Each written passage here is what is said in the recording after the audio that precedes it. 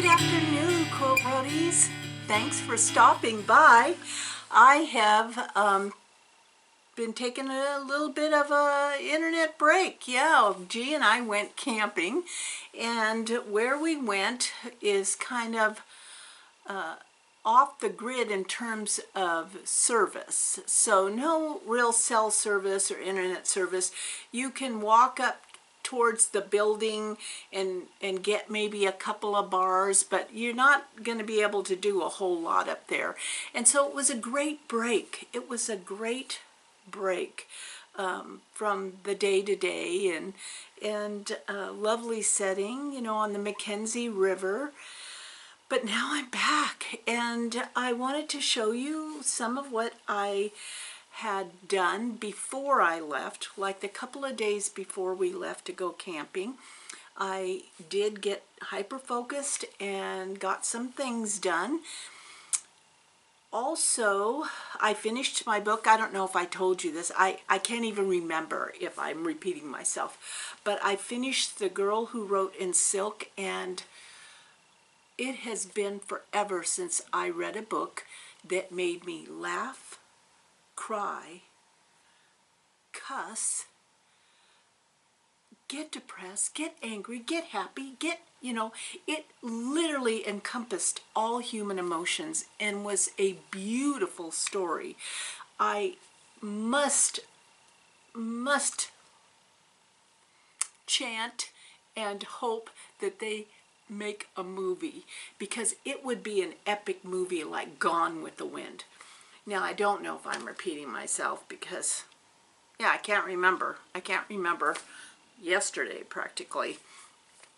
But I did finish that book, and I started Our Boys.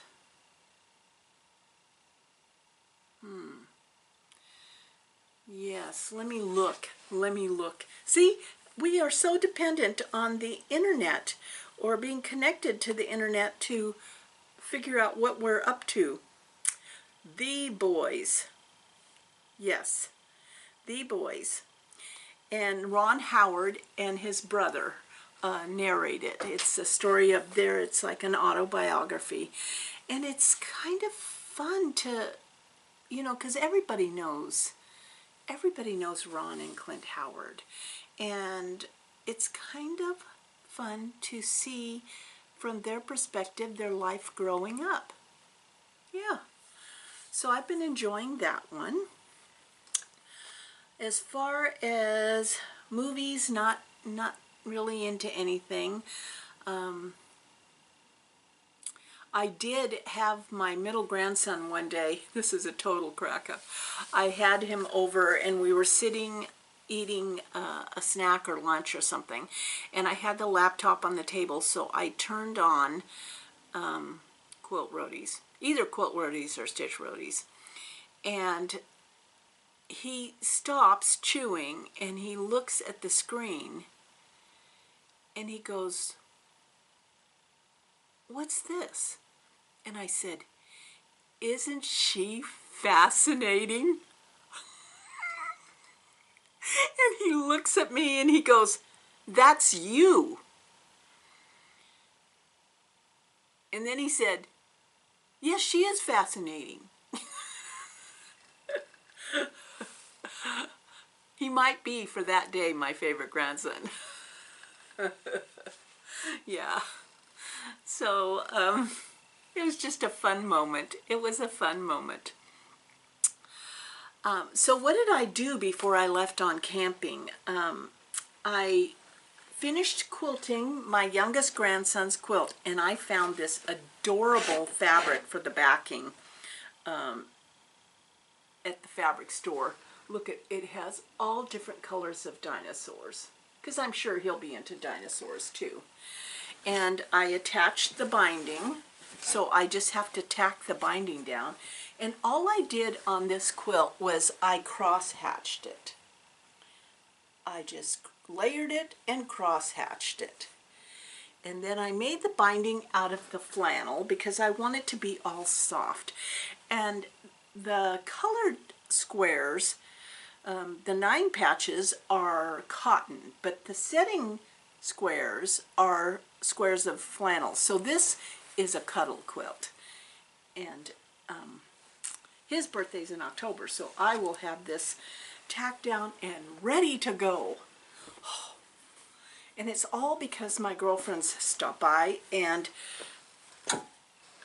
asked me a question. See, that's what happens, is that I totally forget about a project and then someone will ask me something and I'll go, oh yeah. And then suddenly I'm off and running. I did get back, as I showed you before, my spool quilt with the fabrics, Blackbird Design fabrics, that the Fat Quarter Shop sent. And it was all quilted. And this was quilted by my friend Sandy.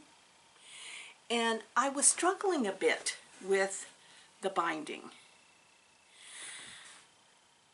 And I didn't have enough fabric from any one of these pieces to make the binding. And because the outside border was scrappy, I didn't want to make a scrappy binding. So what did I do? I faced it. And you might know what facing is because I've talked about it before.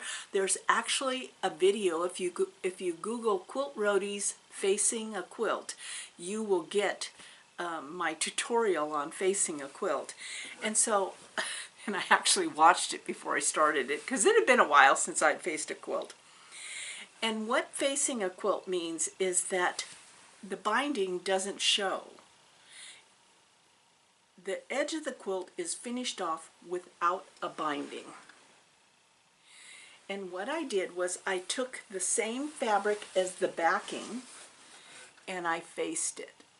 And so you're actually tacking down this facing on the back side of the quilt. So the quilt has a very clean look to it. And so this is all ready for me to hang up in my entryway whenever I so choose.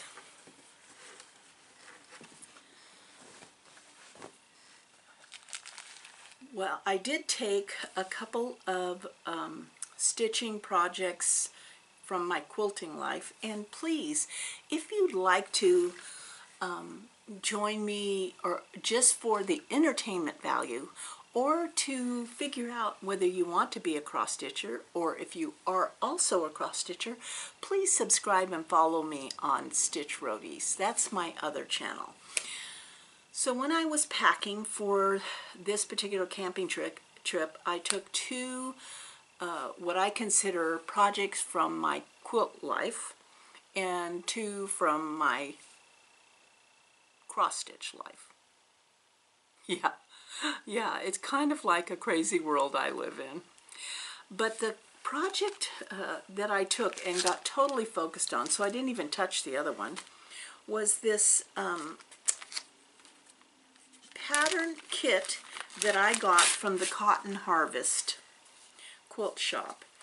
And it is 3 sheets. And I wanted to do it for my laundry room.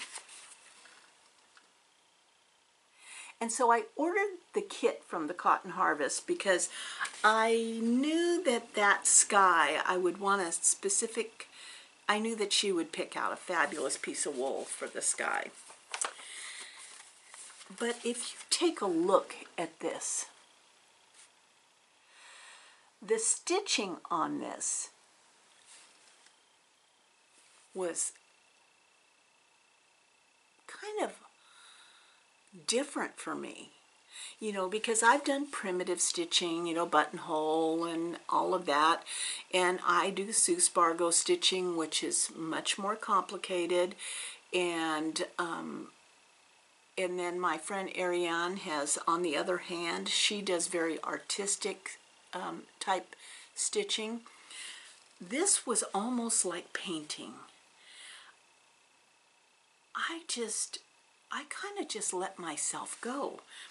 I'm not finished yet, but I got everything tacked down, and now I'm kind of painting with the thread. So although I'm not sure you can see it, I'm starting to put the blades of grass, just not marking it, just stitching wherever I want to give it a certain look. And it's totally freeing. And it's a different way from any other stitching that I've done. So this is, this definitely is going to be a fun project to finish. And now I'm like very focused on this. I'm so close to being done that I want to get it done and put it up in my laundry room. Well, I have a fantastic giveaway. A fantastic giveaway for this video. You are, let me just say up front, you're going to want to stay past my showing you this giveaway because I took a break from camping one day. It was pretty hot out there. You know, you're talking 90s and 100, but you know, we were by a river. But we decided one day to go into town, which was about an hour away. And I told G, I said, I wouldn't mind going to Something to Crow About, which is a shop in Springfield, Oregon. It had been a while since I'd been there, and I'm here to tell you, it was still as fabulous as I remembered. It was so inspiring, just eye candy after eye candy. So I will put the link for the shop below, but if there's something specific that you see in the video, you can call them up also. They do ship, and the shop is just stuffed to the brim of all the things that I love. All the things that I love. So be sure to stay for past my babbling and take a look at the shop. So back to the giveaway. This is an extraordinary giveaway from one of you. She sent it to me to give away. Her name is Lori, and thank you so much for this generosity on your part. This is going to really make everyone excited. Not only if you've never done this kind of stitching and you want to try it, but if you have and you want to do this particular project, I know you're saying, be quiet, Anna, get on with it. Get on with it. The only thing I really would like is if you would be sure that you're a subscriber to the channel. Yeah, and give us a thumbs up for that, huh? So here is the giveaway from Lori. It is a full block of the month. Yeah, all the blocks. For a full block of the month, Sylvia Pippin Design, Perennial Favorites block of the month. It's absolutely gorgeous. I'm not going to take it out of the wrapping because it's never been opened. So here is the block of the month. It's a combination of wool and sashiko. And all of the sashiko thread and needle are included in it. And every block is here.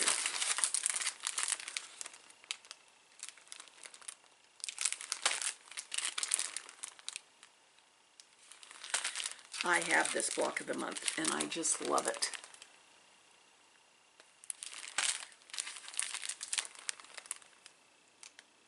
Yeah, and this includes the background and the wool.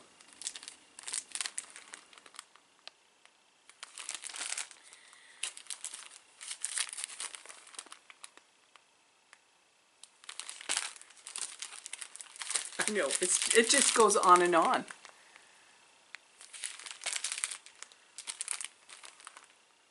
One of my favorite flowers, Bleeding Heart, Tulip, Lilies, and California Poppies. So if you're interested in this block of the month, Oh my God, look at all of them. Look at all of them.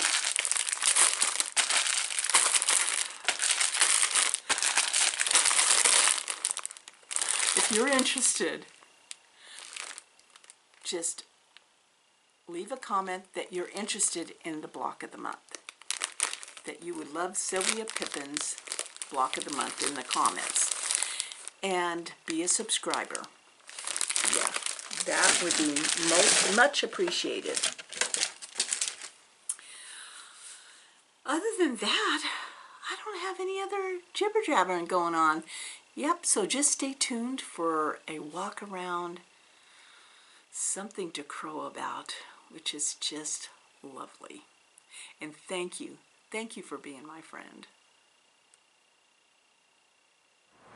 So today we're going to be bringing you to something to crow about, and it is one of my favorite shops in Springfield, Oregon. And all I can tell you is it's definitely the perfect name for this shop. So let's go in.